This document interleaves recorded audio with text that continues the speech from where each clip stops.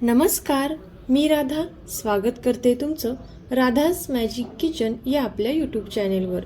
तर आज आपण पाहणार आहोत शरीराला थंडावा देणारी चटपटीत कैरीची चटणी।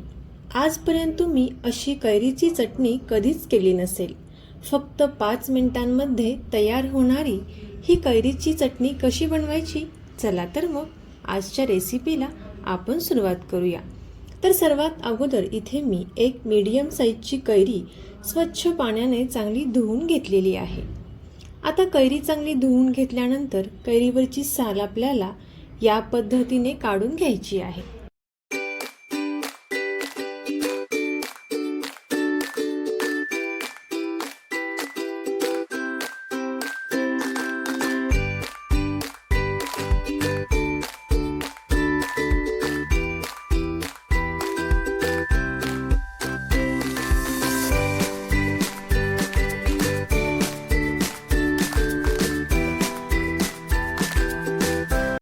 तर पाहू शकता इथे आपण कैरीची साल इथे काढून घेतलेली आहे।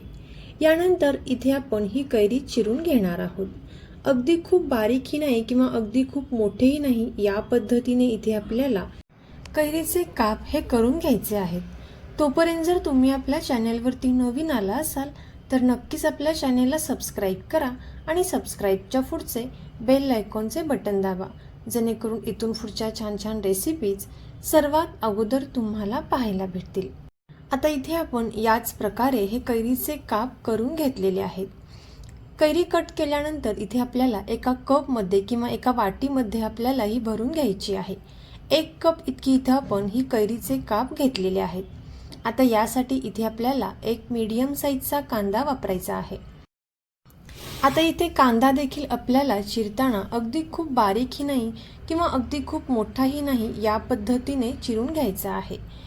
आता लक्षात ठेवा, ज्या कपने आपण कैरीचे काप मोजून घेतलेले आहेत त्याच कपने अर्धा कप भरेल इतपत आपल्याला हा कांदा वापरायचा आहे। कैरीचे प्रमाण जेवढे असेल त्याच्या निम्मे इथे आपल्याला कांद्याचे प्रमाण हे वापरायचं आहे। आता इथे मी मीडियम साईजचा कांदा हा चिरून घेतलेला आहे। आता एका मिक्सरच्या भांड्यामध्ये इथे आपल्याला 1 कप हे कैरीचे काप घालून घ्यायचे आहेत। त्यानंतर त्याच कपने अर्धा कप कट करून घेतलेला हा कांदा देखील घालायचा आहे। एक 4 ते 5 लसणाच्या पाकळ्या आपल्याला यामध्ये घालायच्या आहेत। त्यानंतर 2 ते 3 सुक्या लाल मिरच्या आपण यामध्ये घातलेल्या आहेत। चवीनुसार मीठ देखील आपण यामध्ये घालून घेणार आहोत। त्यानंतर 1 चमचा साखर इथे आपण यामध्ये घातलेली आहे। आता साखर घातल्यानंतर थोडासा कढीपत्ता देखील यामध्ये घालायचा आहे आणि स्वच्छ पाण्याने धुवून घेतलेली थोडीशी मूठभर कोथिंबीर आपण यामध्ये घातलेली आहे। आता कोथिंबीर घातल्यानंतर यामध्ये बारीक चिरून घेतलेली हिरवी मिरची तुमच्या आवडीनुसार तुम्ही यामध्ये घालू शकता आणि सर्वात शेवटी थोडंसं चिली फ्लेक्स यामध्ये वापरलेला आहे।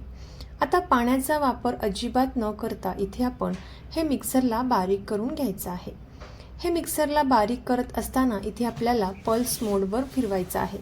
अगदी खूप बारीक इथे आपल्याला ही चटणी तयार करून घ्यायची नाही। थोडीशी ओबडधोबड अशी चटणी इथे आपल्याला बारीक करून घ्यायची आहे। आता ही तयार केलेली चटणी इथे आपण एका प्लेटमध्ये काढून घेणार आहोत। तर तुम्ही सुद्धा याच पद्धतीने अवघ्या 5 मिनिटांमध्ये तयार होणारी ही कैरीची चटपटी चटणी नक्की ट्राय करून पहा आणि कशी झाली ती कमेंट करून नक्की सांगा। तुम्हाला जर ही रेसिपी आवडली असेल तर नक्कीच आपले मित्र मैत्रिणी आणि नातेवाईकांसोबत शेअर करा।